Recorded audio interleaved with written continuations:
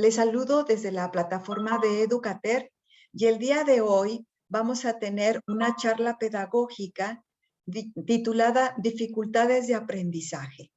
En esta charla vamos a tener a dos personas que nos acompañan, que una de ellas es María Celeste Zacaría, de Argentina, y ella es licenciada en psicopedagogía con orientación neuropsicológica y profesora de enseñanza media y superior. Está especializada en trastornos de desarrollo del aprendizaje y se desempeña tanto en el ámbito clínico como en el educacional.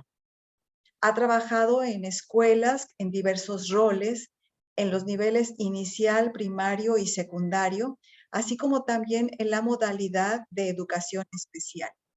Ha sido asesora docente de Dirección de Cultura y Educación de la provincia de Buenos Aires y estuvo también a cargo en un proyecto que coordinó, que se denominó ALFA, que era un proyecto de alfabetización que se aplicó en más de 1,200 escuelas. También nos acompaña el día de hoy María Paula Viola, y ella es licenciada en psicopedagogía y en psicología con orientación neuropsicológica. Ha cursado la maestría de neuropsicología infantil en la Universidad de San Martín en Buenos Aires. Se desempeña tanto en el ámbito clínico como en el educacional con niños, adolescentes y adultos con diversos desafíos del neurodesarrollo. Ha trabajado como docente de apoyo a la inclusión escolar, así como en inclusión laboral de personas con discapacidad intelectual.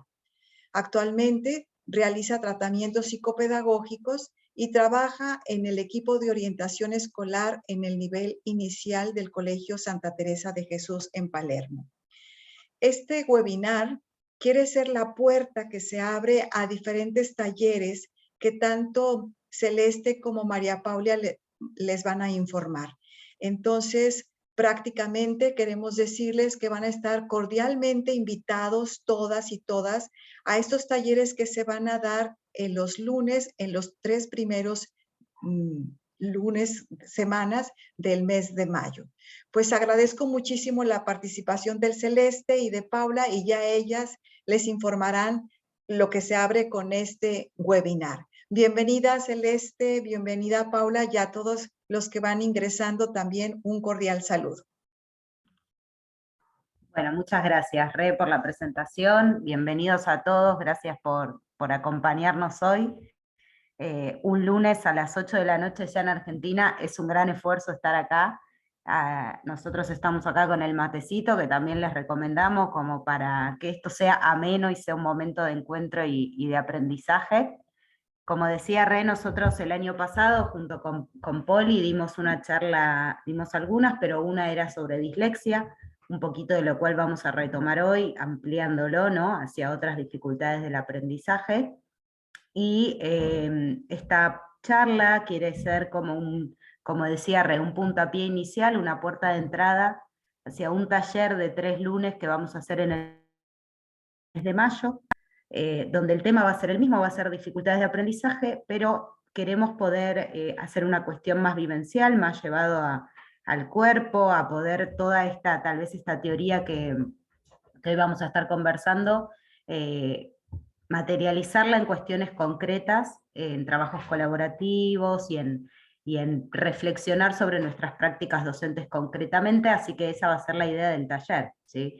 Así que están todos invitados a participar también durante los 3 primeros lunes de mayo, a esta misma hora y por este mismo canal del taller que vamos a estar dando con Poli, ¿sí? Bueno.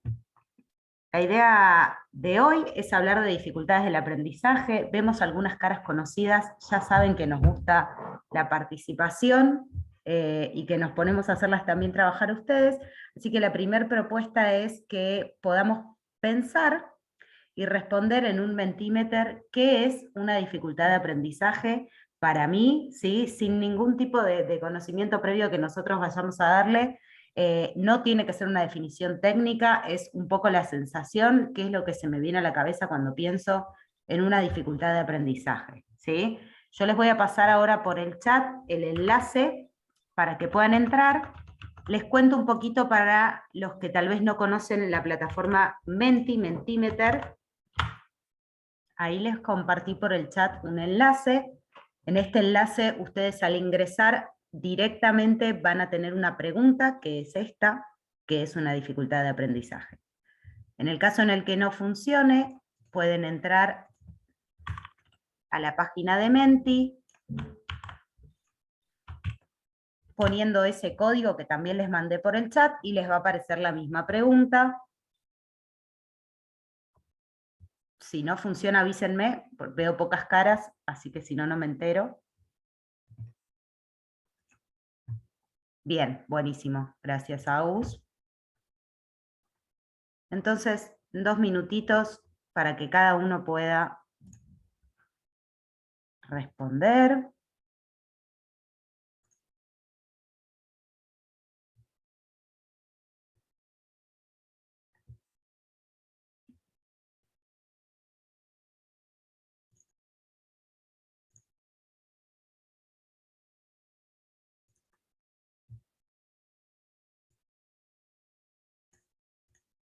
Si alguien no pudo entrar en Menti y les resulta más sencillo responder mediante el chat, puede hacerlo, no se preocupen.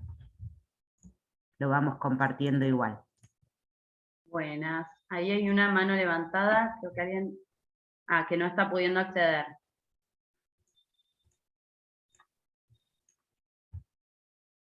Bueno, si no pueden entrar, como decía Celes, pueden contestar en el chat y lo vamos leyendo, ¿sí?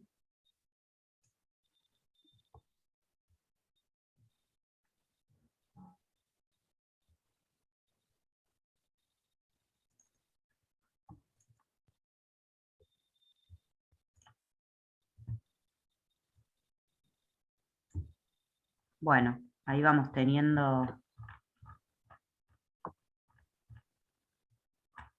Poli, no sé si querés ir leyendo. Dale. Acá tenía también algunas en el chat. Aquella en la que el alumno o persona no puede desarrollar su conocimiento, una limitación que puede ser cognitiva o social. Cuando no se logran los aprendizajes esperados de acuerdo a la edad y al nivel de desarrollo, desconexión, hablaban también bastantes de barreras, obstáculos, una limitación que puede ser cognitiva o social, problemas para acceder al aprendizaje, un desafío a superar, el inicio de una aventura. Tener dificultad en aprendizaje significa necesitar caminos, métodos y estrategias diferentes de las que se utiliza la mayoría. Obstáculos para aplicar el conocimiento. Estoy tratando de bajar. Diferentes trastornos que obstaculizan o impiden la posibilidad de aprender. Pasa que está automático y va despacio, ahí va, mira.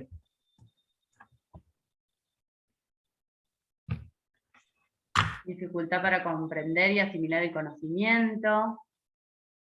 Ahí está, el anterior que estaba leyendo. Diferentes trastornos que impiden o obstaculizan la posibilidad de aprender, ya sea un motivo orgánico, psicológico o social. Alteraciones en algún aspecto para acceder al aprendizaje. Bueno, bastante amplio, ¿no?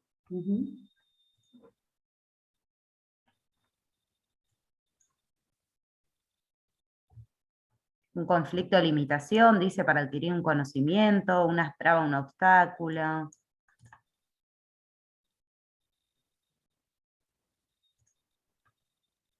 Dificultad para alcanzar algún aprendizaje, no responder de manera óptima a los estímulos educativos para el aprendizaje, desde la limitación que pueda tener un individuo en las diferentes áreas de su desarrollo. Impedimento de la adquisición del conocimiento.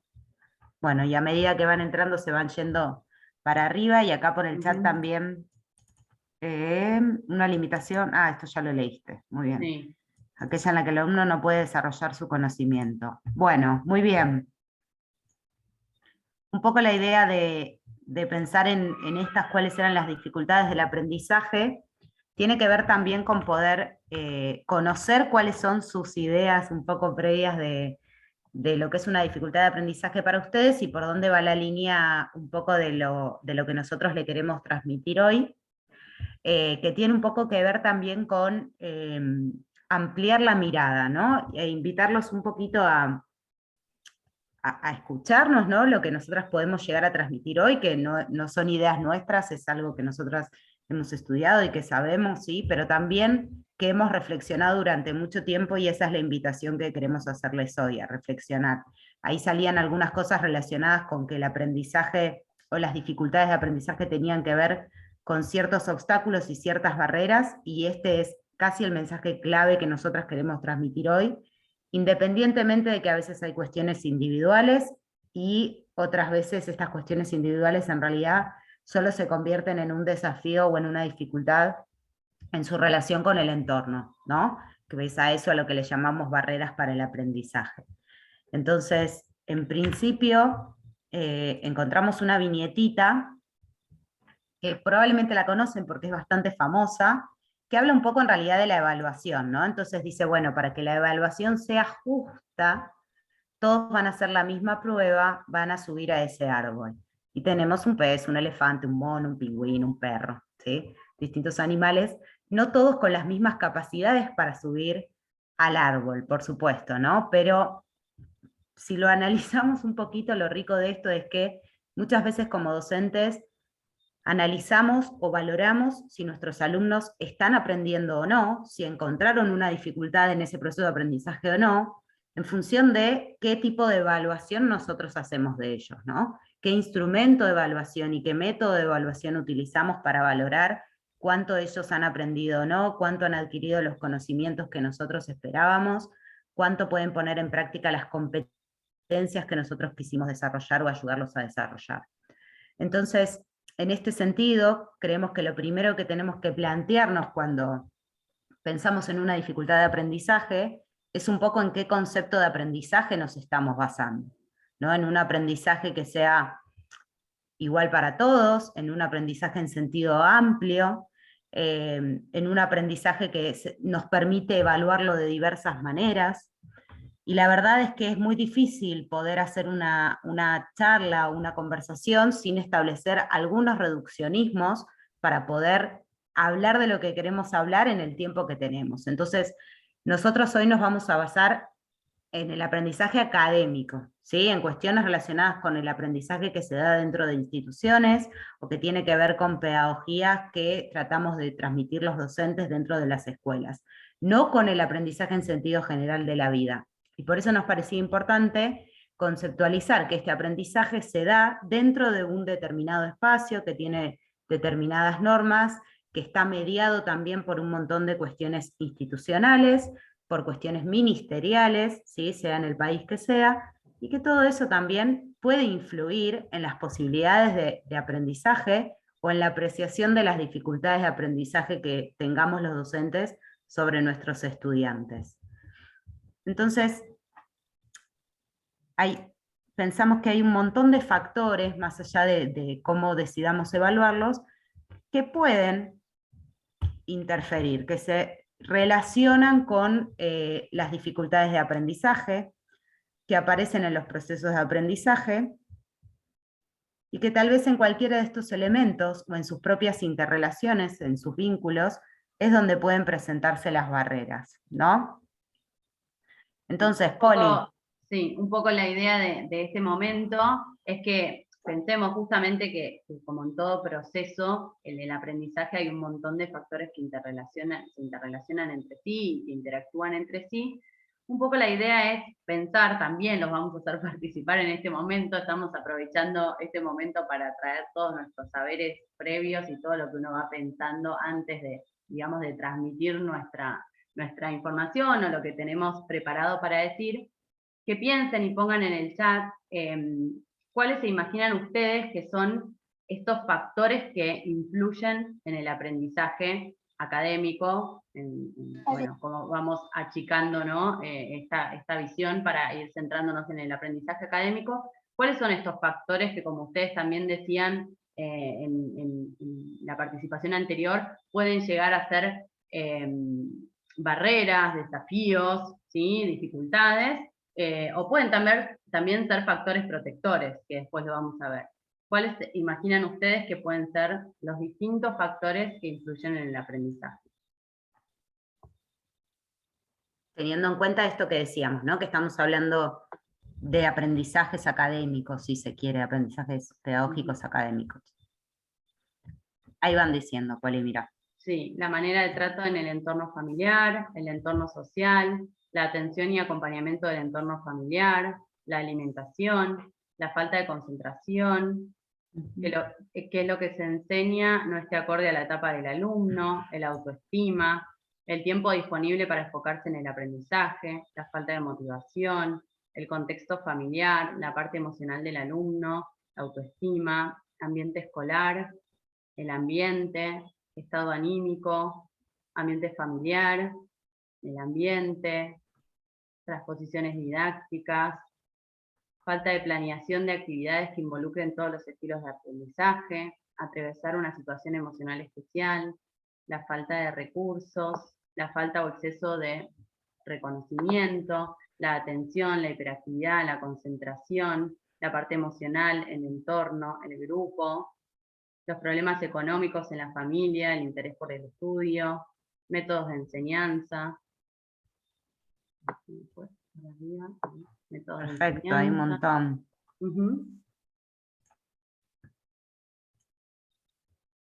Bien. La falta de hábitos que favorezcan el aprendizaje, la mirada homogénea de las infancias. Bien, un montón. Buenísimo. Porque lo importante es pensar que el aprendizaje, como decíamos, se da en esta relación, ¿no? En una relación que es de una persona, que es individual, con un ambiente, como muchos hicieron recién en el chat, que tiene también sus características particulares, y que como consecuencia de esa interacción se va a generar un cambio, que es el aprendizaje. Y así es como nos vamos desarrollando a lo largo de la vida, ¿no? Si bien vamos a, como decimos, centrarnos en el aprendizaje académico, todo aprendizaje parte de una interacción con un otro, con un ambiente, con una situación novedosa, nos vamos encontrando con distintos ambientes, contextos o situaciones que nos van generando y construyendo distintos aprendizajes. ¿Sí? La persona tiene ciertas características que son individuales y que la hacen distinta a cualquier otra persona, y que justamente es lo que hace muy rica nuestra especie, ¿no? Siempre hablamos de que la diversidad es una de las características que hace tan rica nuestra especie, y que hace que justamente por ahí, incluso una persona que va a un mismo colegio que otra, que comparte la misma familia, hermanos, y hasta que comparten un mismo diagnóstico, tienen características totalmente diferentes. Y esto es lo que hace que tengamos que pensar de forma individualizada en las personas, porque tienen un perfil cognitivo particular, una personalidad, cuestiones emocionales, como también muy bien decían en el chat, su historia personal, su historia académica, su trayectoria, que también es tan importante, que también muchos nombraron en el tema de la motivación, ¿no? ¿Qué historia trae esta persona? Y todo ese bagaje que encontramos en una persona se encuentra, se cruza con este ambiente que también tiene sus factores que van a influir en cómo sea su experiencia de aprendizaje, ¿no? Como decíamos, los programas académicos, las prácticas docentes, los tipos de actividades que proponemos, los métodos de evaluación, los aspectos sociales que también mencionaban de cada grupo particular, la comunicación que haya intraescolar y del colegio hacia el afuera, la psicoeducación de las familias de ese grupo, todo eso va a ir construyendo esta relación. Y para nosotras es tan importante plantearlo así, porque en definitiva nosotros, los que trabajamos en educación, somos ese ambiente, somos con los que esas personas se va a encontrar, y como siempre decimos, ese ambiente puede ser un factor protector o un factor de riesgo, ¿no? Entonces tenemos que pensar que nosotros, en donde podemos generar cambios en esta relación persona-ambiente, es en el ambiente, y esos cambios y esos ajustes y esos pensar y reflexionar de qué modo van a tener efecto en esa persona que viene con toda su individualidad al encuentro con nosotros. Entonces ahí es donde radica la importancia de nuestras intervenciones, de nuestras planificaciones, de cómo vamos a transmitir lo que queremos transmitir, porque justamente somos ese ambiente en el que ese niño se va, niña o adolescente también, se va a encontrar con el aprendizaje. Perfecto, y también esto de que como somos ese ambiente, eso es lo que está bajo nuestro campo de control, ¿no? Siempre trabajamos con los chicos y les decimos, bueno, yo no puedo hacer nada para modificar las conductas que los demás tienen, no puedo hacer nada para cambiar al otro, lo que sí puedo cambiar es cómo yo tomo eso.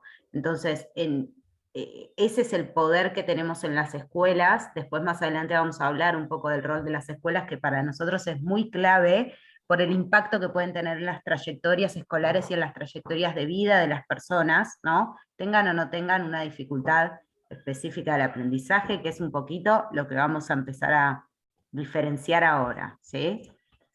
Entonces, retomando lo que veníamos diciendo, dentro de las dificultades que podemos encontrar en el aprendizaje académico, podríamos hacer una gran distinción entre algunas dificultades más generales y las dificultades específicas del aprendizaje, que son las que hoy vamos a desarrollar, ¿sí? Pero nos parecía que era importante encuadrarlo dentro de este marco, porque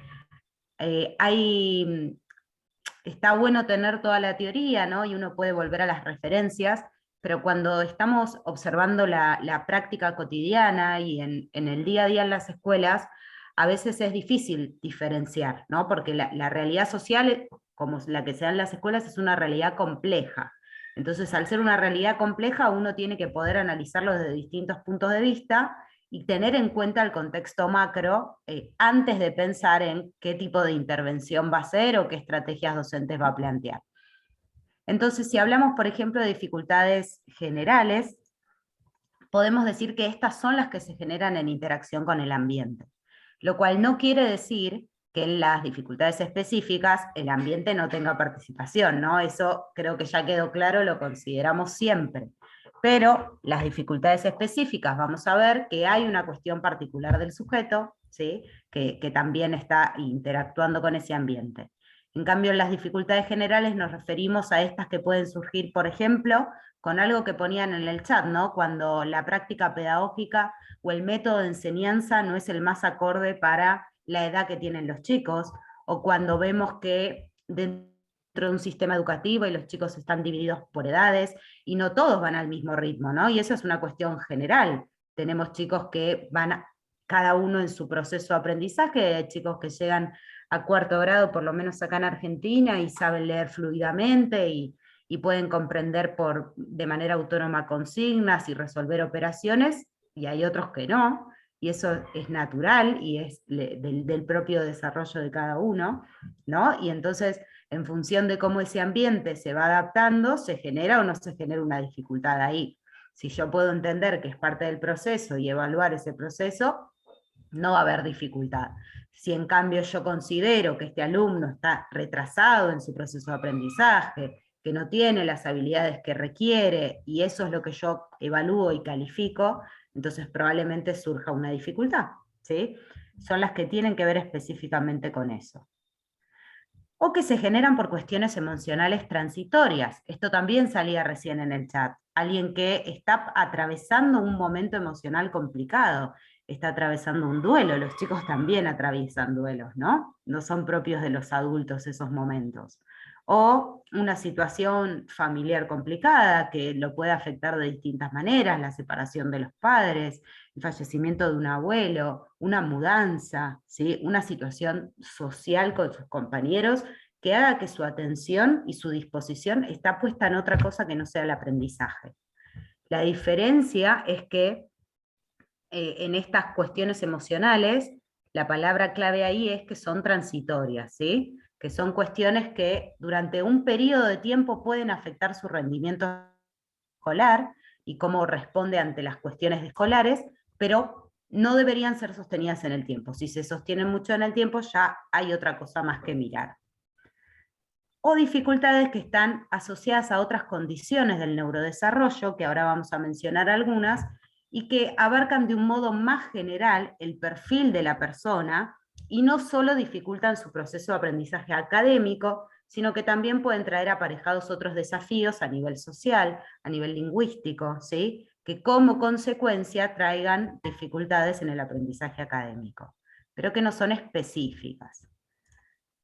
Y en cambio hablamos de las dificultades específicas cuando hacemos referencia a aptitudes concretas y particulares, ¿sí? Que sirven para lo académico, que están relacionados con el automatismo, la automatización de ciertos procesos, es decir, con ganar cierta fluidez en algunos procesos de aprendizaje, y que no se pueden atribuir a otras cuestiones más generales, es decir, no se puede atribuir a un bajo nivel cognitivo, ni sensorial, ni neurológico, a ninguna otra causa del neurodesarrollo, ni a ninguna causa psicosocial, ¿sí?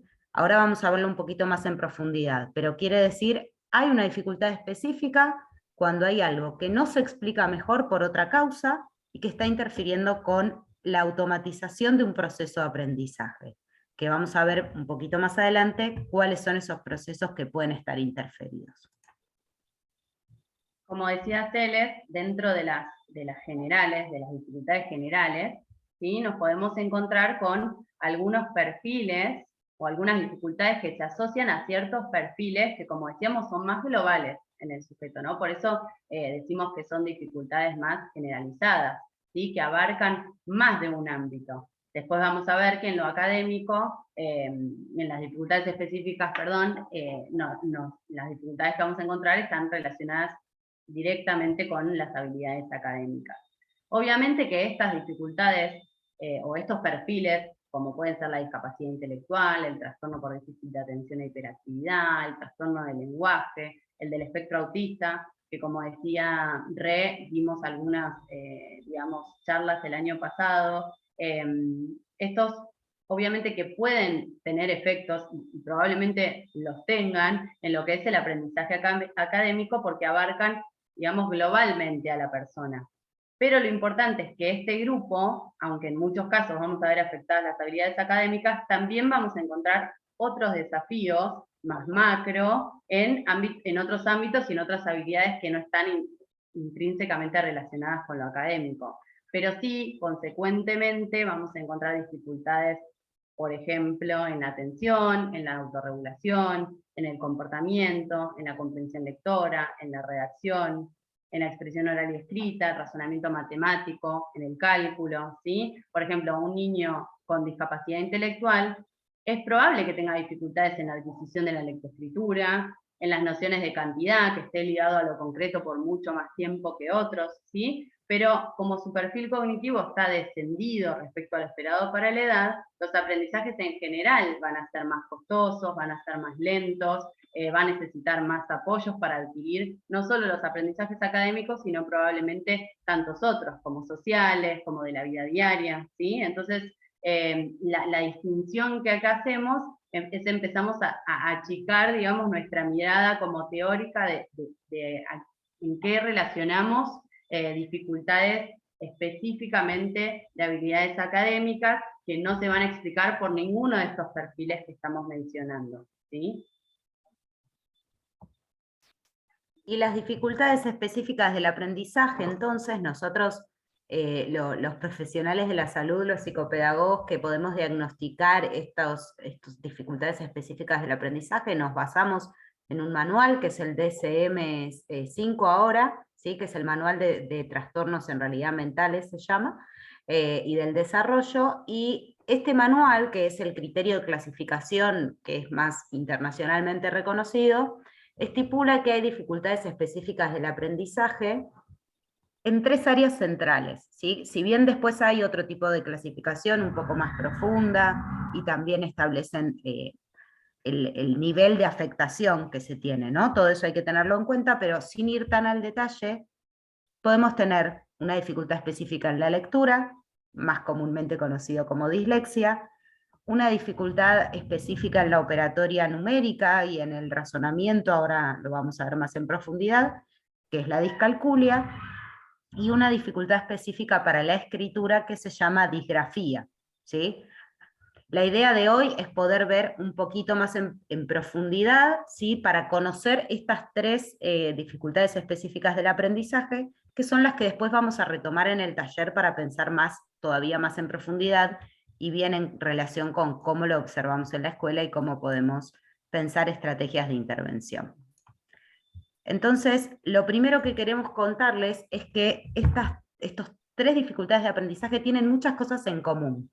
Entonces, antes de entrar en la particularidad de cada uno, vamos a pensar un poquito qué es lo general de estas dificultades específicas. Y en primer lugar, como decíamos, tiene que ver con la dificultad en la automatización de algunos procesos, ¿sí? En la dislexia hay dificultad para automatizar el proceso de lectura, ya lo vamos a ver. En la discalculia hay dificultad para automatizar y ganar fluidez en el cálculo mental, por ejemplo, y en la estimación numérica. En la disgrafía hay dificultad para ganar la fluidez necesaria para los trazos que me permiten escribir de manera legible, ¿sí? Pero lo que tienen en común es que hay una cuestión como de automatización del proceso de aprendizaje que cuesta mucho más. Hay algunos aprendizajes que nos pasa a todas las personas para los cuales es muy necesario tener automatizados y ganar fluidez, ¿sí? La lectura, por ejemplo, para tomar un ejemplo, es uno de esos. Yo puedo comprender mejor un texto cuando tengo cierta fluidez en la lectura y me permite concentrarme en la información que ese texto tiene para mí, ¿no? Entonces, si esto no está automatizado, eso es una barrera constante. Bueno, esto es básicamente lo que le pasa a las personas con dislexia, ¿sí? Sobre todo cuando están comenzando. Otra de las características es que son persistentes, y en esto lo diferenciábamos de lo que decíamos de las cuestiones emocionales que son más temporarias, ¿sí? Para poder hacer un diagnóstico de dificultad específica, la persona tiene que haber tenido esta dificultad al menos durante 6 meses, ¿sí? Y esto tiene que ser resistente a la intervención, es decir, yo pruebo una estrategia, pruebo otra estrategia, pruebo otra estrategia, y no logro que esta persona gane fluidez, que automatice la lectura. Bueno, entonces es porque esto es persistente, ¿sí? Resistente en el tiempo y resistente a la intervención. No se trata de algo temporal. Por eso es que no se puede hacer, o es muy difícil hacer un diagnóstico sin tener información de la trayectoria, ¿sí? Y otra de las cuestiones que es importante es que yo no puedo hacer un diagnóstico sin asegurarme de que esa persona ha sido expuesta, digamos, a una enseñanza explícita de lo que yo estoy evaluando que no tiene.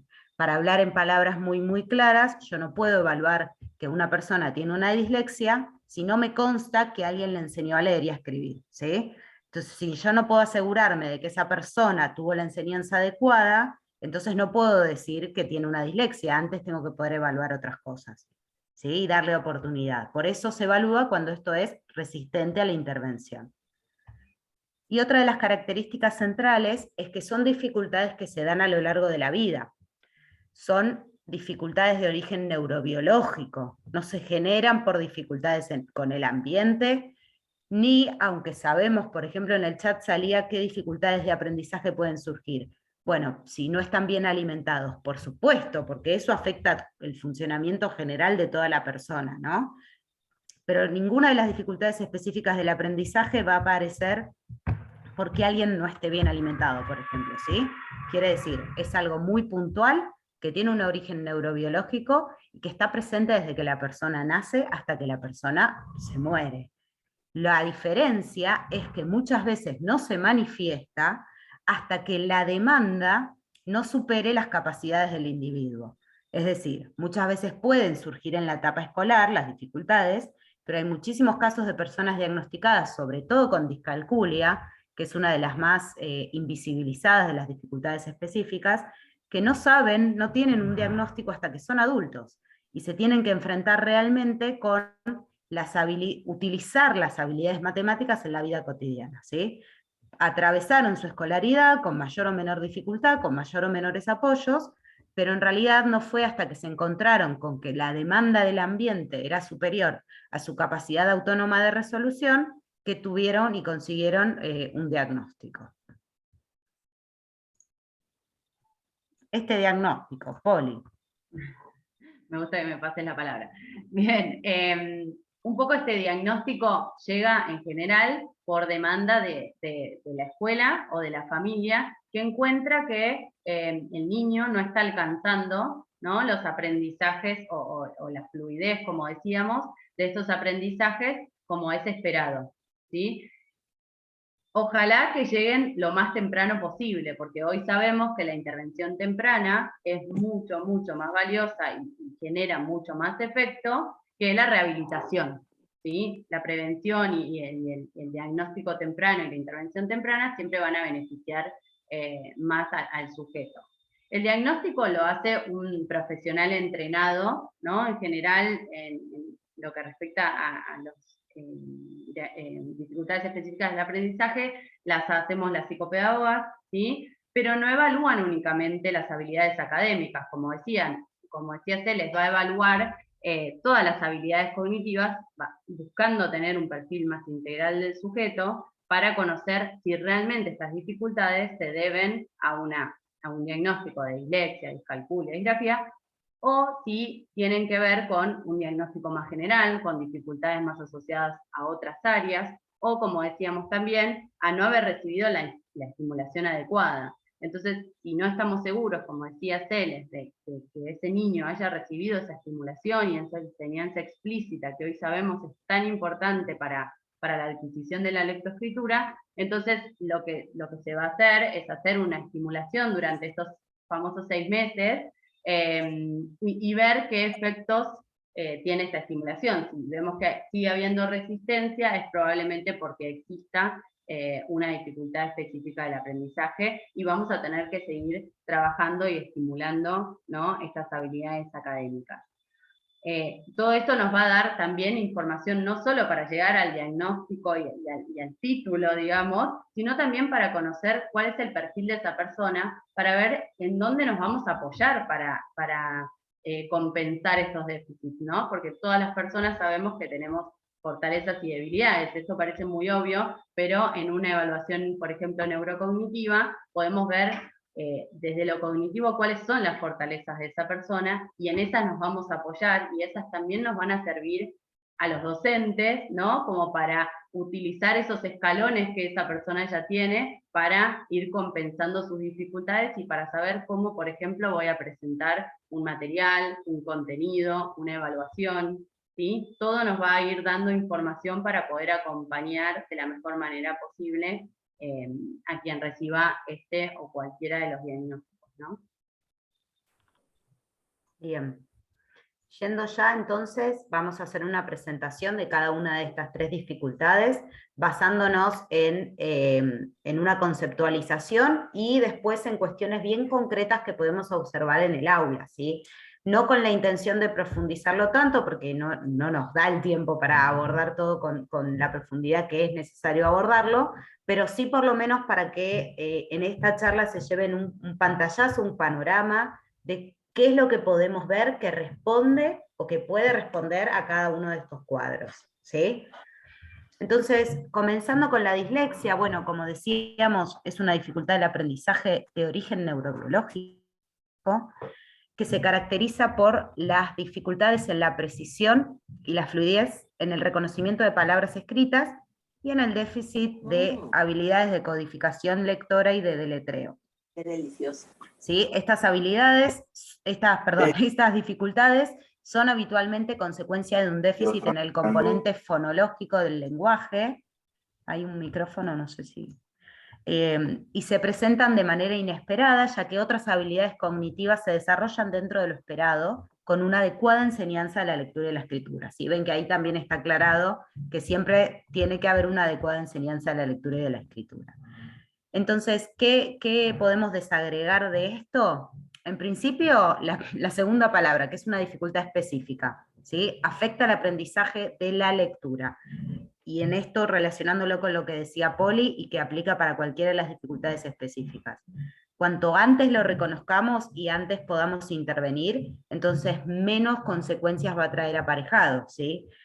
Nosotros en la charla que dimos el año pasado de dislexia hicimos un juego de verdadero o falso y decíamos si la dislexia era una dificultad en la comprensión lectora. Y la realidad es que no, la dislexia no es una dificultad en la comprensión lectora, no hay ninguna dificultad de comprensión que tengan las personas con dislexia. Es una dificultad para la decodificación y la fluidez en la lectura, que si no se compensa puede traer aparejado dificultades en la comprensión al leer los textos, ¿sí? Pero con una intervención adecuada y a tiempo, entonces esto puede no llegar nunca, es decir, pueden no presentar dificultades para comprender un texto, porque se estuvo trabajando desde temprana edad, ¿sí? Entonces, es importante reconocer que la palabra específica no está ahí porque sí. Tiene que ver con que es algo sobre lo cual se puede intervenir para evitar que se generalice a una dificultad de aprendizaje más grande, ¿sí? O que impacte en otras áreas del aprendizaje, académico o de la trayectoria de vida de la persona. Bien. Tiene algunas características centrales. Si no quiero repetir mucho, ya hablamos de que es neurobiológico. Ahí respondo la pregunta que surgió en el chat. Hay una dificultad en el componente fonológico, ¿sí? Lo que puntualmente sucede en la dislexia fonológica es que cuesta que los chicos asocien el sonido de la letra con el dibujo de la letra, el grafema con el fonema, ¿sí? Entre otras habilidades de conciencia fonológica que también les representan dificultad, ¿no? Identificar cuáles son los sonidos que forman una palabra, en este componente es donde se encuentra la dificultad. Entonces, un proceso que a una persona sin dislexia le puede llevar determinada cantidad de tiempo, a una persona que tiene dislexia le puede llevar un montón de tiempo, ¿sí?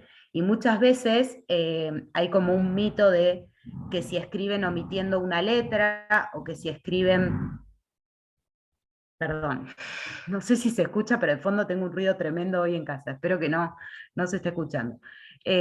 Omiten una letra o invierten una letra, puede ser que tenga dislexia, ¿sí? Eso es en la escritura. Puede ser una manifestación de dislexia, pero en realidad en la dislexia estamos hablando de la lectura, no de la escritura, ¿sí? Será una consecuencia de lo observado, porque es este componente que codifica y decodifica los sonidos lo que puede estar alterado, ¿sí?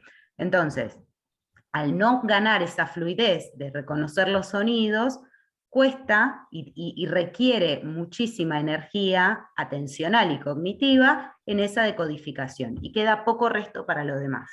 Esto nos pasa a todas las personas en nuestro proceso de aprender a leer, solo que si esto no se automatiza, entonces puede traer aparejado más dificultades.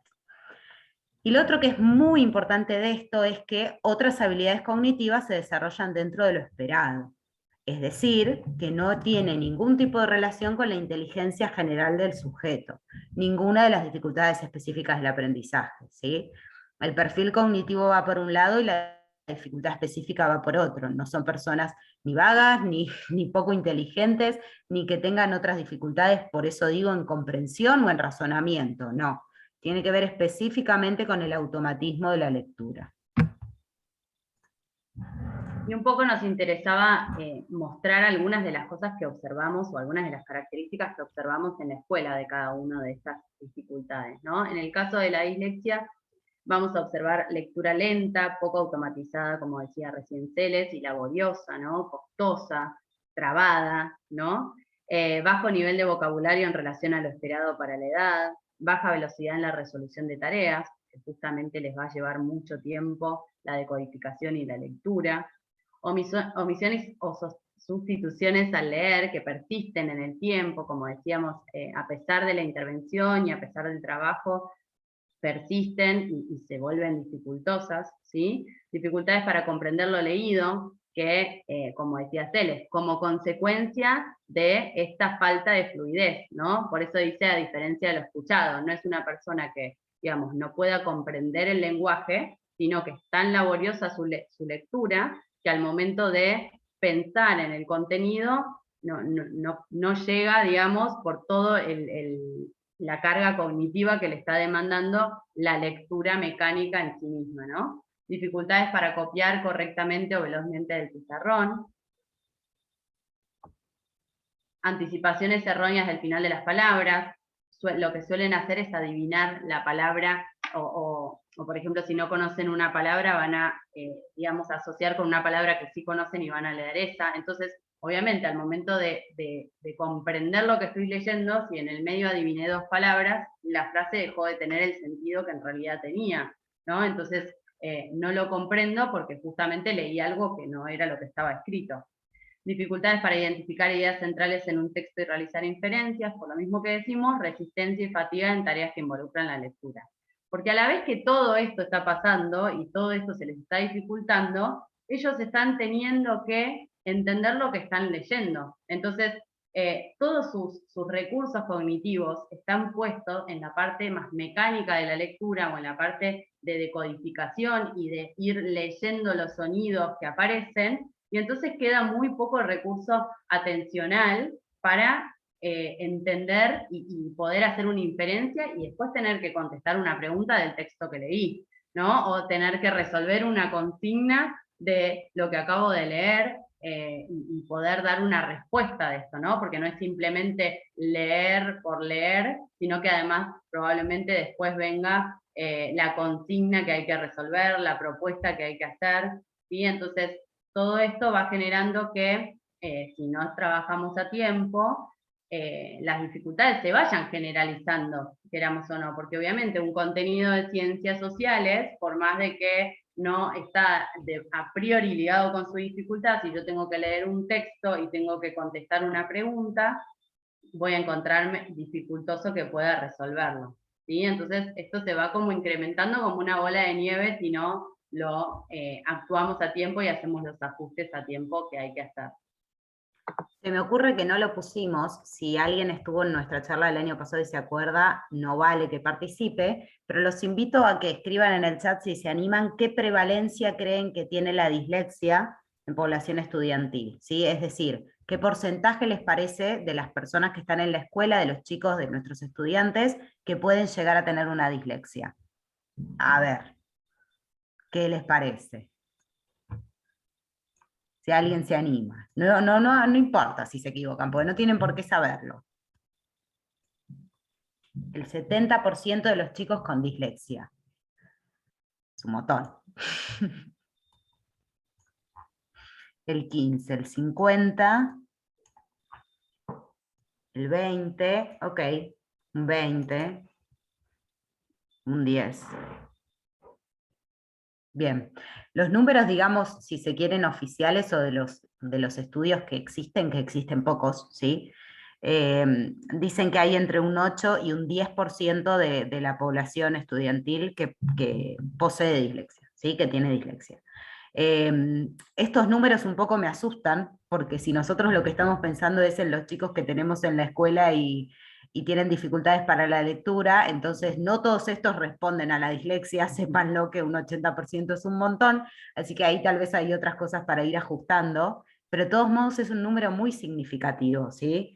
Nosotros en ese verdadero falso que hicimos de juego decíamos, bueno, en un grupo de 25 alumnos, que es un número bastante bajo, por lo menos en Argentina, para tener dentro de un curso, cuántos chicos con dislexia habrá, ¿no? Y si bien es una estadística y no es tan real, sabemos que dentro de las aulas puede haber entre 2 o 3 chicos con dislexia.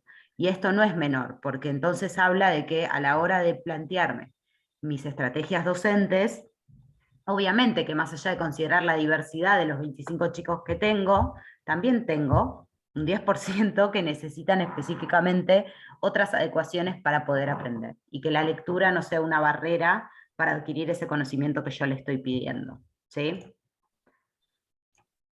Vamos a pasar entonces un poquito a la definición o a la conceptualización de la discalculia, ¿sí? Y acá no elegimos una sola definición, elegimos varias, porque la realidad es que la discalculia es una dificultad específica que está en mucho estudio constante. Si bien ya se identificó hace mucho tiempo como una dificultad específica, hay mucho que todavía se está estudiando, ¿sí? Y es una condición que está todavía más invisibilizada que la dislexia.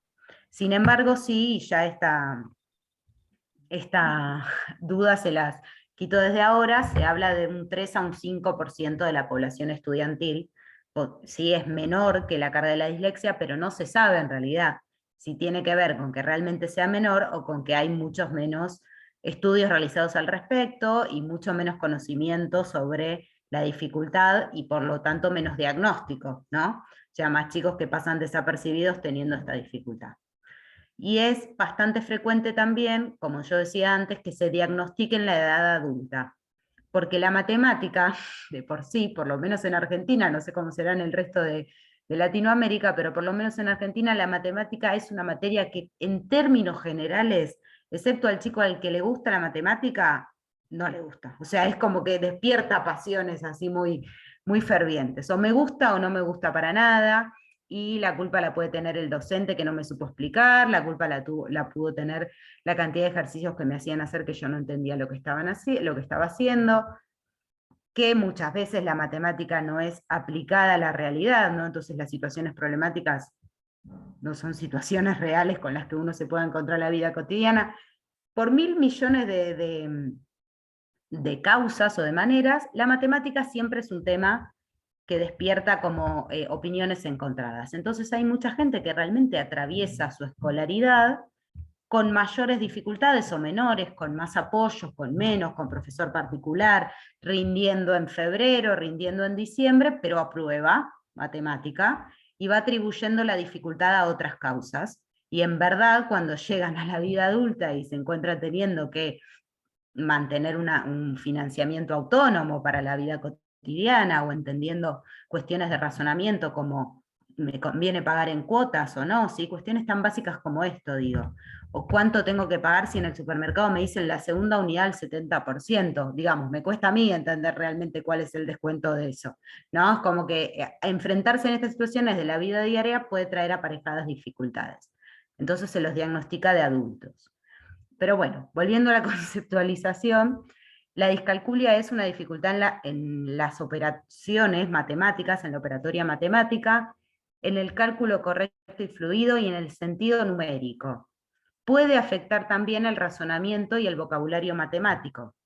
Esta definición es de la Asociación Internacional de Dislexia, que habla también de otras dificultades específicas, ¿no? La discalculia es un trastorno caracterizado por la persistente dificultad en el aprendizaje y automatización y o adecuada evocación y o aplicación de conceptos matemáticos. Y otra definición es una dificultad específica y persistente en la comprensión de los números, que puede dar lugar a una amplia gama de dificultades con las matemáticas. Será inesperado en relación a la edad, el nivel de educación y la experiencia, ¿sí? ¿Por qué me gusta esta última definición? Porque es muy amplia, porque un poco también da la idea de dificultad específica, es inesperada en relación a la edad, al nivel de educación que esa persona tuvo, a la experiencia, al nivel de inteligencia, y porque es lo suficientemente amplia como para decir, no sabemos exactamente en qué se puede manifestar esta dificultad. Puede afectar un montón de cuestiones matemáticas, porque lo que se cree que está afectado es el sentido del número, la estimación de cantidades.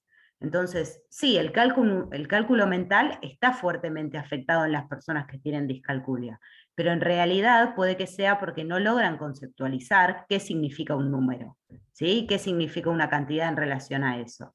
Entonces, todo lo que, bueno, vamos a ver directamente acá, ¿no?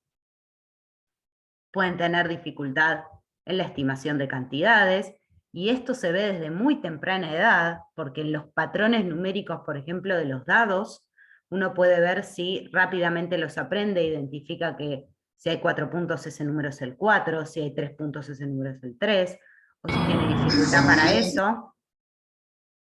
¿Sí? Hay dificultades para recordar secuencias, entonces es difícil que aprendan las tablas de multiplicar. Es difícil que aprendan cuando son chiquitos la serie numérica, la banda numérica. Tienen dificultades para razonar matemáticamente, entonces las situaciones problemáticas le van a representar mucha dificultad, pero también le va a representar dificultad de entender qué significa un número par, qué significa el doble, qué significa la mitad. Estas dificultades en las secuencias y en el razonamiento matemático también implica que tengan dificultad para entender la recursividad en base 10, qué significa la posicionalidad de un número, ¿sí? Cómo descompongo, puede que lo aprendan mecánicamente, pero después no pueden operar mentalmente con esa información, ¿sí? Yo puedo saber que 5 más 5 es 10, pero interpretar que eso es lo mismo que decir 50 más 50 es 100, 500 más 500 es 1000, que la mitad es 250, y que entonces si tengo 750, ¿cuánto me falta para llegar a 1000? No, todos esos razonamientos que uno empieza a hacer en el proceso de aprender matemática, les van a costar mucho hacerlos mentalmente, pero también si lo van escribiendo, porque es una cuestión de que no terminan de comprenderlos. Hay dificultades en el cálculo mental, utilizan estrategias de cálculo que son, entre comillas, más primitivas, es decir, necesitan durante mucho más tiempo utilizar el material concreto.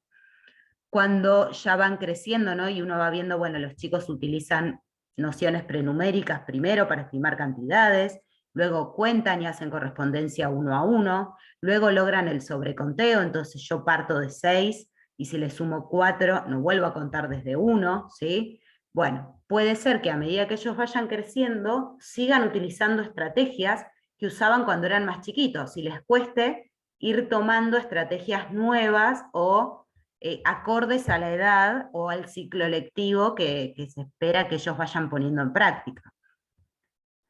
Tienen dificultad para aplicar conocimientos matemáticos a la vida cotidiana, esto es un poco lo que yo les decía que se evidenciaba más de adultos, porque de chicos pasa un poco más desapercibido, porque tal vez son menos las oportunidades en las cuales ellos con autonomía manejan dinero, por ejemplo, ¿sí? O tienen idea de qué les conviene comprar. Hay chicos que vos ves que hacen esos razonamientos de manera espontánea cuando van al kiosco de la escuela, y hay otros que no, y no tienen idea, y pagan, y les dan el vuelto, y si no les dan el vuelto no tienen idea si les tienen que dar el vuelto o no, como que están un poco más por fuera de entender, ellos viven la situación simplemente. Esta dificultad para comprender regularidades es un poco lo que yo hablaba antes, dificultad para entender la recursividad en base 10, las series, porque siempre, cómo ubicar los números, estoy tratando de pensar en ejemplos bien concretos, cómo ubicar los números en una recta numérica, ¿sí? Eso también les va a representar una dificultad. Son como cuestiones muy, muy puntuales que se manifiestan en las matemáticas. Dificultad para recordar procedimientos. Esto puede que pase un poco más desapercibido porque muchas veces nosotros trabajamos, por lo menos en la mayoría de las escuelas, con ambientes alfabetizadores, ¿no? Alfabetizadores no en el sentido de la lectura y de la escritura, sino que las paredes también tienen mucha información que usamos como recursos para las actividades que tenemos que hacer. Entonces tal vez tenemos una ayuda a memoria de la tabla pitagórica, o una ayuda a memoria de los pasos que tenemos que seguir para realizar una multiplicación o para resolver un cálculo combinado. Primero separo en términos o resuelvo los paréntesis, después primero hago las multiplicaciones y las divisiones, ¿no? Pero pedirles que ellos recuerden todo este procedimiento es difícil, les va a costar. Entonces eso simplemente se soluciona con una apoyatura visual en donde ellos puedan recurrir y puedan estar siguiendo los pasos que tienen que hacer. Ojo que lo mismo se puede ver saliendo de las matemáticas si tienen que hacer análisis sintáctico, ¿sí? Todo lo que tenga que ver con poder identificar procesos y seguir pasos les va a costar. Y esto en realidad no es una manifestación, sino es algo importante. Las habilidades numéricas dependen de distintos mecanismos cognitivos, lo mismo que las habilidades de lectura. Entonces no quiere decir que acá haya un área del cerebro o de la cognición que esté afectada y por eso hay una dificultad. Y si es así, no se sabe todavía. Lo que sí se sabe es que son muchas las áreas que interactúan para que podamos razonar matemáticamente. Y que en estas áreas que interactúan hay ciertas dificultades para estas cosas, que es lo que se manifiesta, lo que podemos observar. ¿Sí? Bien, y por último, en lo que respecta a la dificultad en la escritura, está bueno hacer una diferenciación primero de cuáles serían los componentes de la escritura, porque en realidad podemos tener dificultades en la escritura respecto a la parte mecánica, a la parte de composición o a la parte de visomotricidad, ¿sí? Respecto a la mecánica, va a estar más relacionado con la dislexia, ¿sí? Y va a tener que ver con esta transcripción que uno hace de lo que lee, lo que escribe, ¿no? Entonces, la dificultad en la lectura se va a expresar en la escritura. Por eso, antes, ¿no? Cuando uno preguntaba, bueno, ¿qué es para vos la dislexia? Bueno, el que escribe al revés las letras, el que escribe, y en realidad la dificultad es de la lectura, y obviamente que luego se refleja en la escritura, ¿sí? Entonces, por ejemplo, para escribir casa tengo que escribir primero la C, después la A, después la S, después la A, ¿no? Esto sería la parte como más mecánica de la escritura.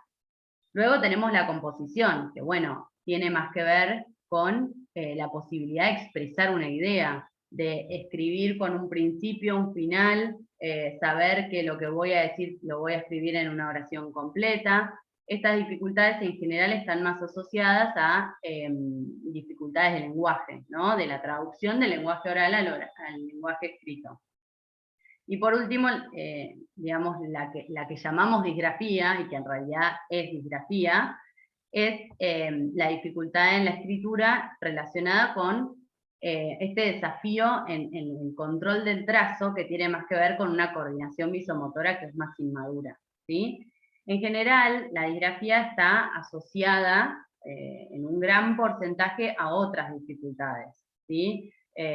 Por ejemplo, el 65% de las personas con trastorno por déficit de atención e hiperactividad presentan también disgrafía. Entonces, en esto que decimos, obviamente es algo específico, no todos los niños que tienen trastorno por déficit de atención con hiperactividad tienen disgrafía, pero sí muchos, digamos, tienen comórbida esta dificultad. Entonces, está bueno hacer como esta diferenciación en lo que son, digamos, las habilidades que se demandan en una situación de escritura, que tienen por un lado que ver con la traducción de las letras y los sonidos, por otro lado con la idea que yo quiero expresar, el contenido de lo que quiero decir, y por otro lado con cómo muevo mi mano para poder, digamos, hacer la parte motora de la escritura, ¿sí? Nosotros nos vamos a focalizar en esta última, que pasamos a la siguiente. Vamos a ver distintas características o distintos, digamos, formas de expresión durante las situaciones escolares y de aprendizaje académico, ¿sí? Por un lado vamos a encontrarnos con dificultades en la organización del espacio, son por ejemplo chicos que van a necesitar, si uno les quiere presentar que hagan una tabla o un gráfico, van a necesitar por ahí que uno les presente la estructura de ese gráfico y que ellos completen por dentro, que se les dé más espacio, ¿no? para poder armar ese gráfico o ese cuadro. Dificultad para formar las letras, digamos, para lo grafomotor de cada una de esas letras, y entonces en eso vamos a encontrarnos con que muchas veces no vamos a entender su letra, su caligrafía, porque también, como dice acá, mezclan formatos, tamaños de letras, entonces termina siendo como un sube y baja, que por ahí hasta no respetan los renglones y empiezan escribiendo acá y terminan por abajo. Además, en dificultades en el correcto agarre del material de escritura, ya sea el lápiz, el marcador, ¿sí? Cualquiera sea el que se utilice, la virome, la lapicera, ni hablar. Dificultades para sostener la postura y la posición correcta del cuerpo para el momento de la escritura. Esto también es muy importante preverlo, ¿no? Que estén bien sentados, que estén con los pies apoyados en el piso, no colgando, ¿no? Que también les va a dar más fortaleza al momento de sentarse a escribir. Vamos a encontrarnos con cuadernos desprolijos, manchados, rotos, incompletos, no llegué a copiar, ¿no? Nos vamos a encontrar también con pruebas que no vamos a entender, y ese es un gran desafío. Justo le contaba a Celes, antes de comenzar la charla, se acaba de ir un paciente que el profesor de física hoy entregó todas las pruebas, salvo la de él, porque no le entendió nada de lo que había hecho.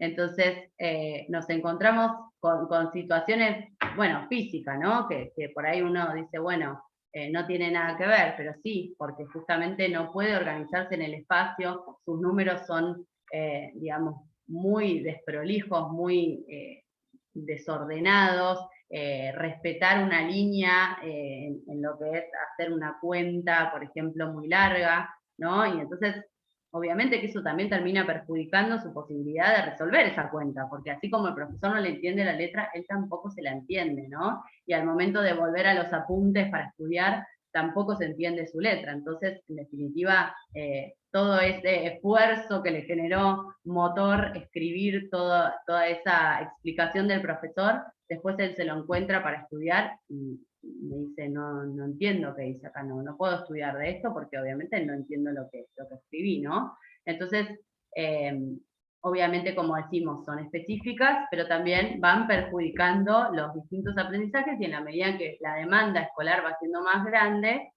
también van viéndose, digamos, las consecuencias en otras áreas. ¿Sí? Fatiga física y cognitiva al escribir, y agrego al leer lo que escribí, porque nada más molesto que estar leyendo algo que no entendemos la letra. Pero cuando recibimos algo que queremos tratar de descifrar, entre que estamos tratando de entender lo que dice, el contenido, y poder decodificar qué palabra, ir adivinando las palabras que voy leyendo, bueno, eso les pasa con sus propias escrituras también. Además de que muchas veces les duele la mano, porque todo este control que uno hace para hacer el trazado de las distintas letras, de los cuadros, no es solamente específicamente de la escritura, pero también en esto que decíamos de la organización espacial, hacen muchos esfuerzos con la mano para que esto se les comprenda. Sin ir más lejos, yo tengo una letra muy poco comprensible y muchas veces me duele la mano cuando trato de escribir de forma prolija para que se me entienda, ¿no? Además de que después aparecen otras características que, bueno, siempre mencionamos que son las emocionales, en donde, por ejemplo, aparece la vergüenza a presentar un trabajo escrito manuscrito, ¿no? O en un trabajo en equipo, decir, bueno, yo no escribo, digamos, no animarse tampoco a probar, ¿no? La falta de motivación en la expresión escrita, que ahí también la decimos, y bueno, el rendimiento en las evaluaciones, que tenemos el ejemplo claro de mi paciente que se fue una hora antes de esta charla, que me dijo, bueno, me voy a tener que sentar con el profesor a leer mi prueba para ver si podemos juntos descifrar lo que hice, ¿no? Y de verdad que sabía mucho del contenido que le estaban evaluando, pero en definitiva no puede saber el profesor si sabe o no sabe.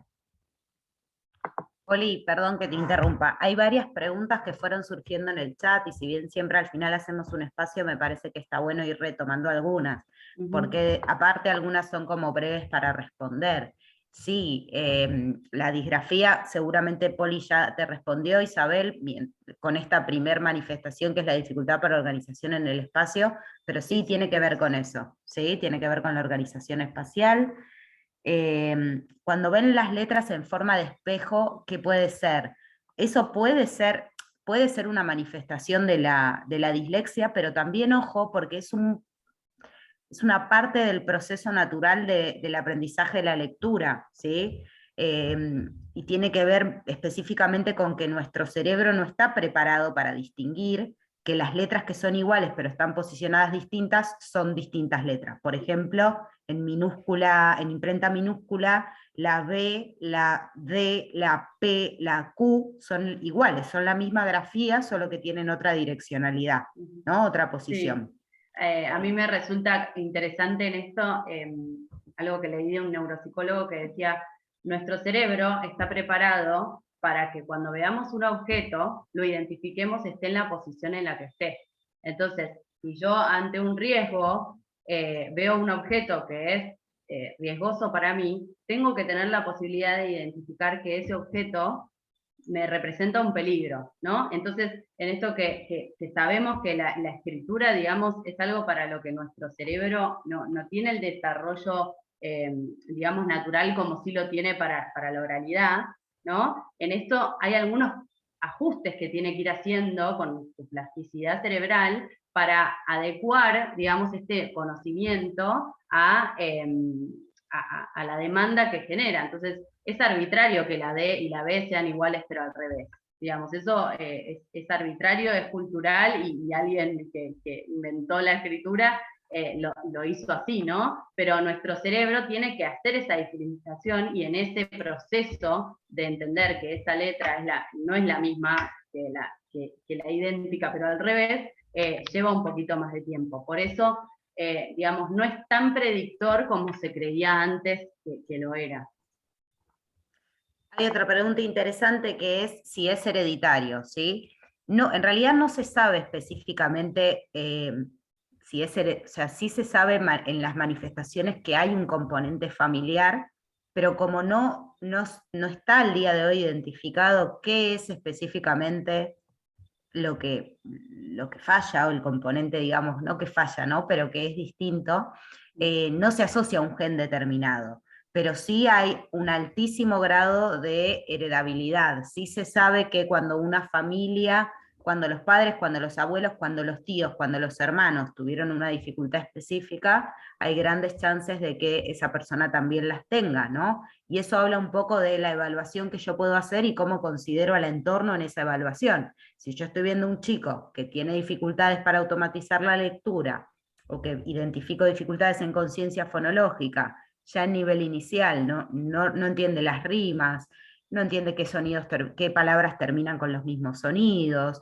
tiene poco ritmo musical, tiene un bajo nivel de vocabulario, ¿no? Son todos como pequeños signos que me permiten ver que si aparte tiene una historia familiar en donde hubo dificultades de aprendizaje, bueno, entonces cuanto antes pueda hacer una evaluación y despejar la duda, mejor. ¿Sí? Sí, en eso vamos a profundizar también en el taller, ¿no? En todo lo que es predictores, evaluación de esos predictores, ¿no? También la velocidad de denominación es un predictor importante. Vamos a ir viendo qué es lo que tenemos que mirar tempranamente, que nos puede llamar la atención, ¿no? Que puede terminar siendo o no una dificultad de aprendizaje, pero que ante la duda siempre está bueno intervenir tempranamente, porque eso va a ser beneficioso, sea o no una dificultad específica del aprendizaje. Más allá de que no haya un diagnóstico en ese momento, o que necesitemos de ese tiempo de intervención explícita para alcanzar o no el diagnóstico. Ya hace más de una hora que estamos hablando, y si bien todavía podríamos seguir, porque se habrán dado cuenta que ni Poli ni yo tenemos ninguna dificultad para hablar, les vamos a pasar un enlace para hacer un pequeño juego, ¿sí? Así nos ponemos un poquito en movimiento antes del cierre del día de hoy, para poner un poco en práctica su atención, a ver si estuvieron prestando atención y a ver qué fueron entendiendo. Lo bueno es que nosotros no vamos a ver los resultados a menos que ustedes nos lo quieran compartir, así que los invitamos a entrar en ese enlace. Cada uno va a entrar desde su computadora, celular o desde donde quiera, y a jugar un ratito, así hacemos una pausa activa. Pueden contarnos qué repercusiones van viendo también.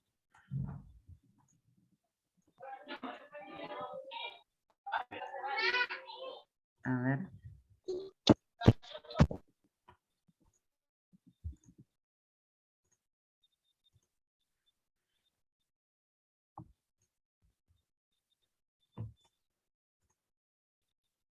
¿Pudieron entrar?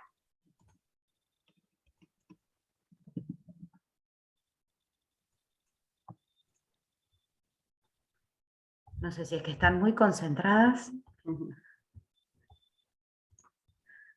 Sí, pudieron entrar. Sí, Perfecto, gracias.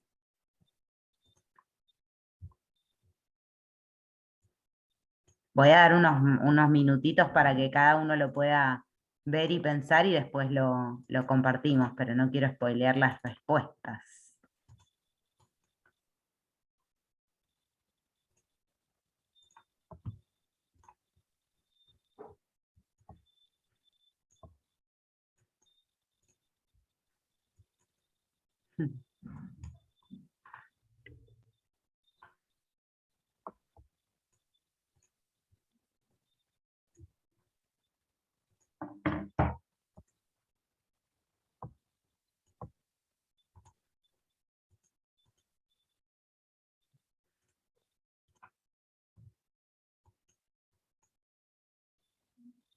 ¿Cómo vienen?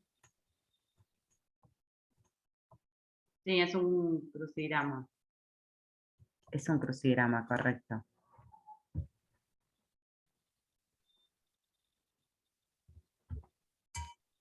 Fíjense que si nos sale hay pistas, ¿eh? Fuimos muy bondadosas.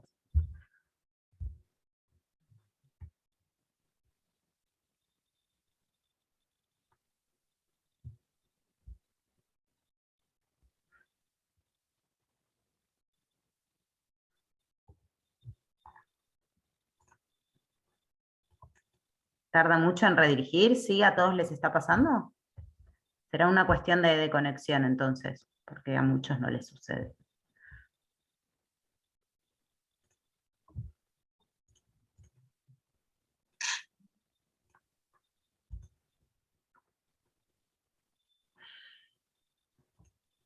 No, eso te iba a decir, podemos compartirla Sí. para los que no están pudiendo acceder. Estaba queriendo ponerla en pantalla completa. Pero no me deja. Bueno, no pasa nada. Pueden pasar el link nuevamente. Sí, claro que sí. Igual, ahí Guille, mira, lo compartí. A ver, los que ya respondieron o los que se les ocurre, si quieren lo vamos armando entre todos una vez. Y después cada uno sabe cómo le fue individualmente, pero la idea es compartir el aprendizaje. Entonces, pueden habilitar el micrófono si quieren, para que sea más dinámico. La primera dice, tiene todas estas letras, y dice, las DEA, las dificultades específicas del aprendizaje, son de origen microbiológico. neurobiológico. Neurobiológico, Nico, me pasa la Neurobiológico, correcto. Número 2. A ver dónde está. O toco cualquiera, acá.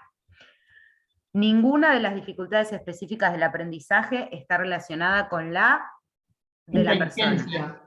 Ya. Correcto, ninguna está relacionada con la inteligencia. 3. Una característica general de las DEA es la dificultad para procesos. Automatizar. Bien. Correcto, automatizar. Esa está un poco más difícil, parece.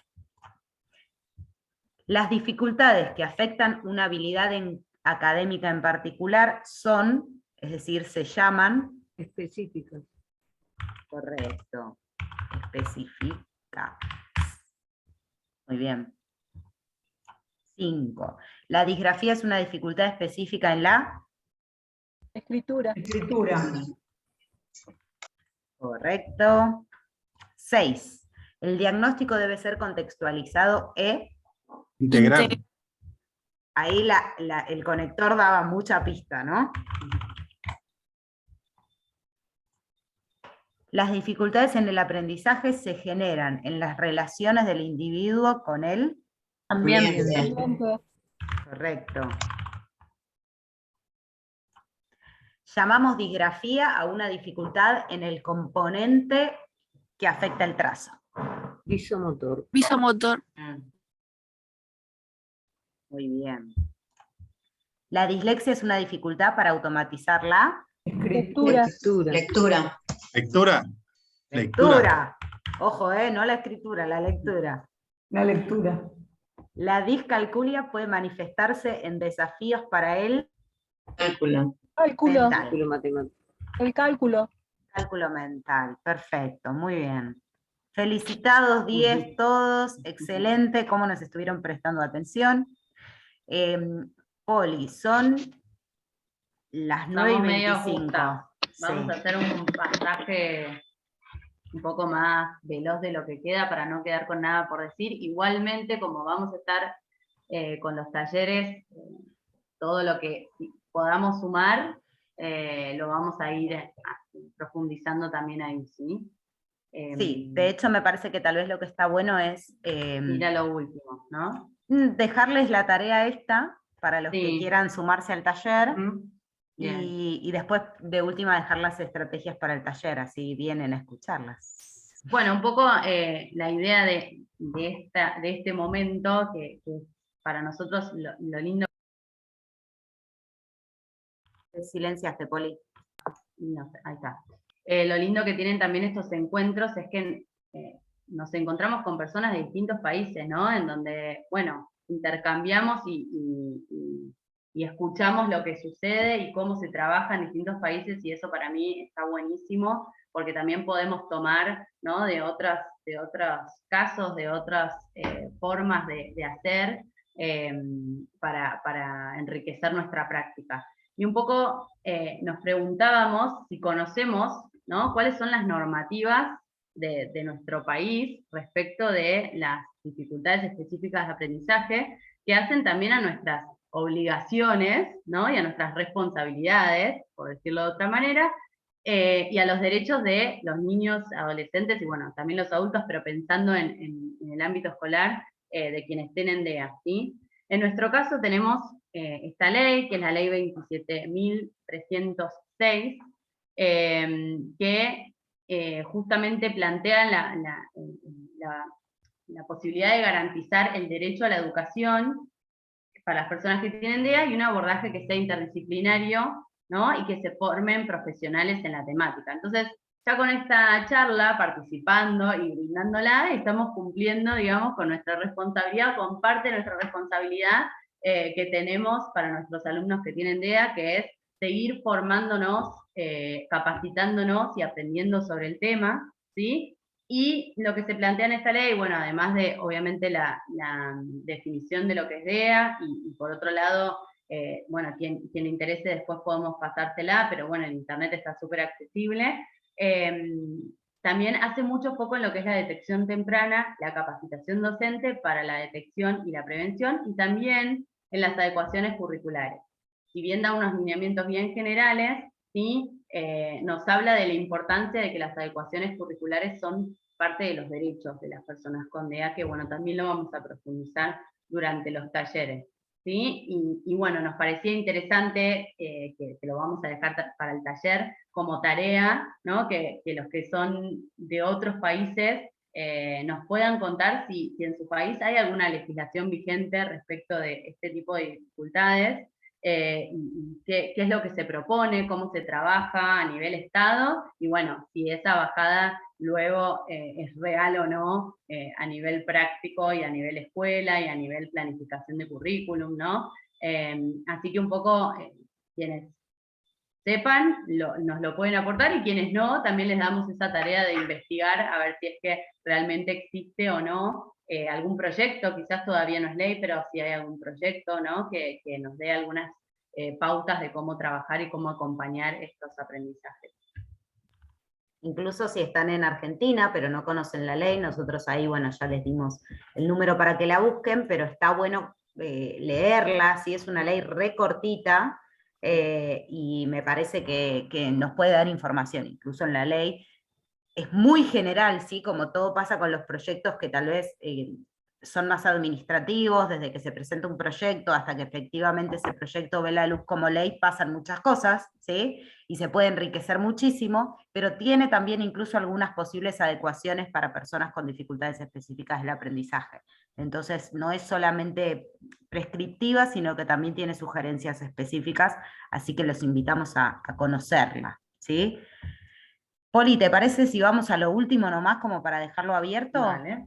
Sí. Nosotros queríamos hablar un poquito sobre la educación inclusiva y prácticas, prácticas docentes y estrategias de enseñanza que benefician a todas las personas, ¿no? No solamente a quienes tienen dificultades del aprendizaje o dificultades específicas del aprendizaje, pero vamos a dejarlo un poquito para el taller y vamos a plantear hoy, como para que se vayan con estas ideas, porque son necesarias para los que quieran participar del taller, porque después mucho de esto lo vamos a ver más en profundidad y ponerlo en práctica, cuáles son algunas estrategias generales, ¿sí? Generales, no específicas para cada dificultad, pero que siempre vienen bien para tener en cuenta para las personas con DEAs.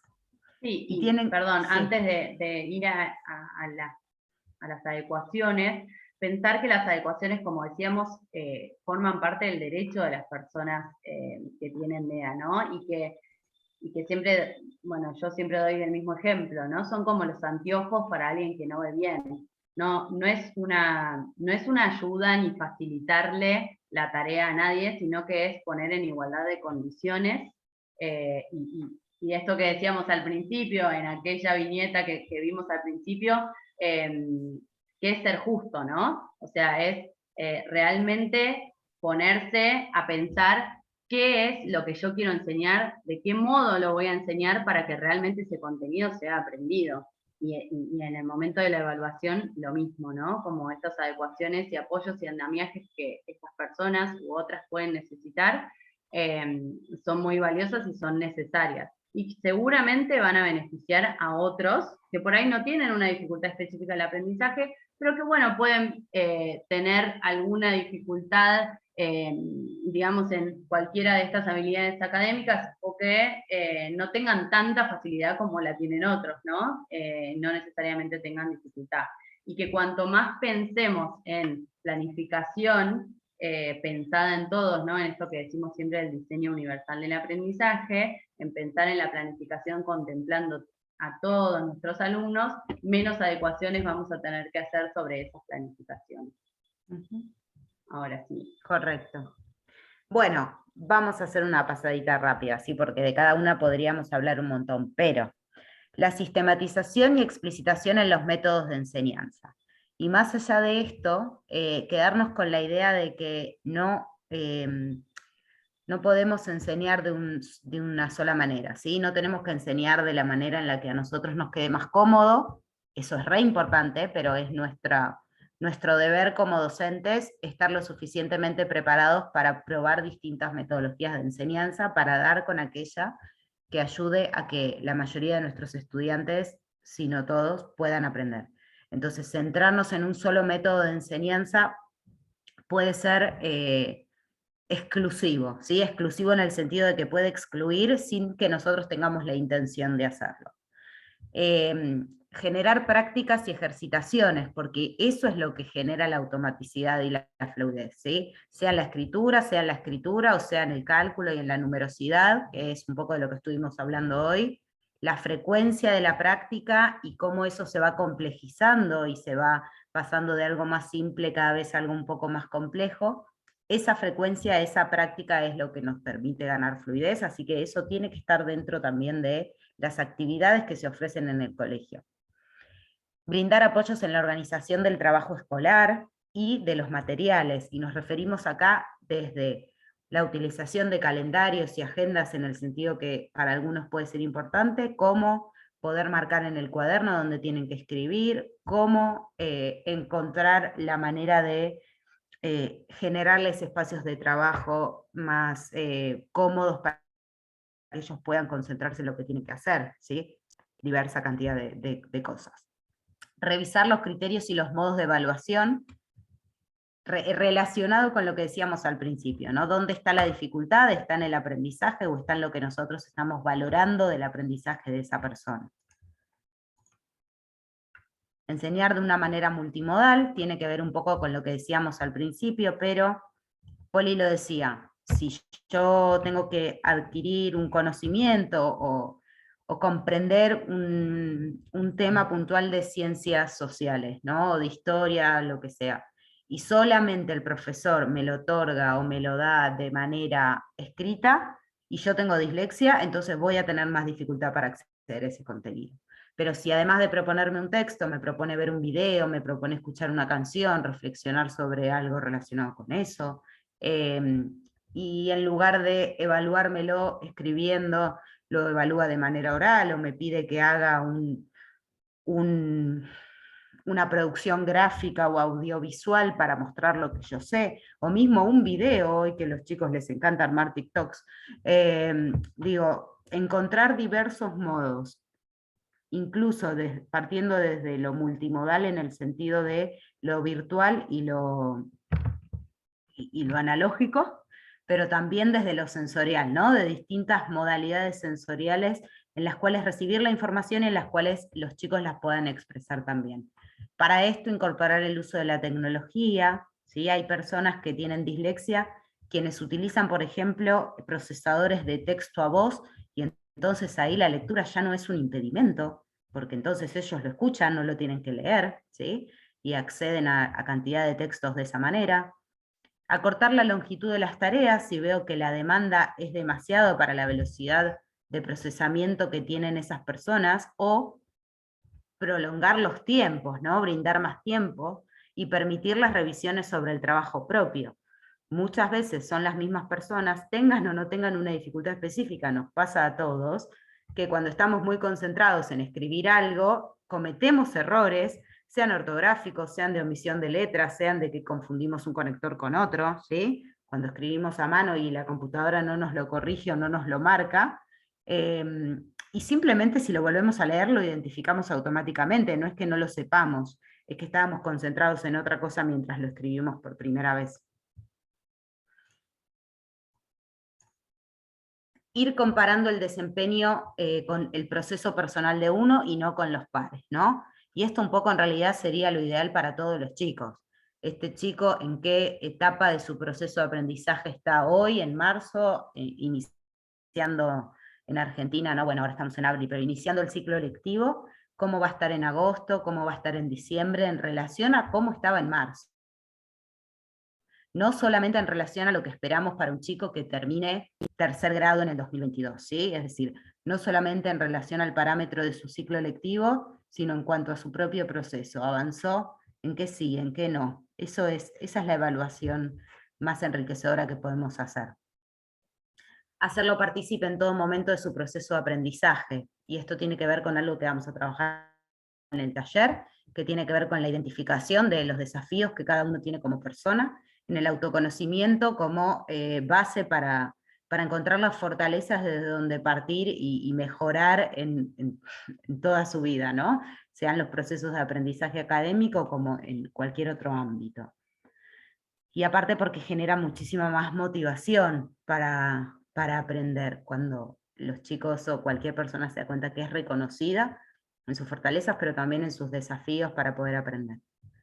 Y la permanente reafirmación de sus posibilidades y potenciación de sus fortalezas, ¿sí? Siempre partimos de las fortalezas del perfil para poder compensar aquellas cosas que se convierten en desafíos. Eso es como lo base de todo proceso de mejora.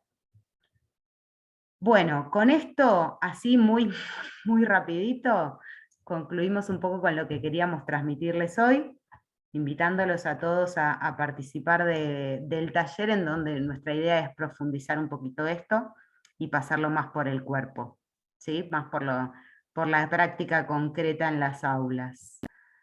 Así que bueno, muchísimas gracias por la atención, muchas gracias por el tiempo. Si hay alguna pregunta ahora, podemos ir respondiendo unos minutos.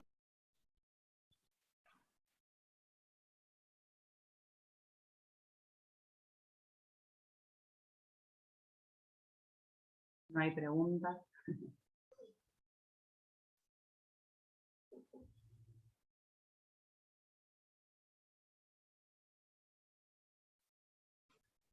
Bueno, muchas gracias por todos los comentarios. Sí, gracias a todos y a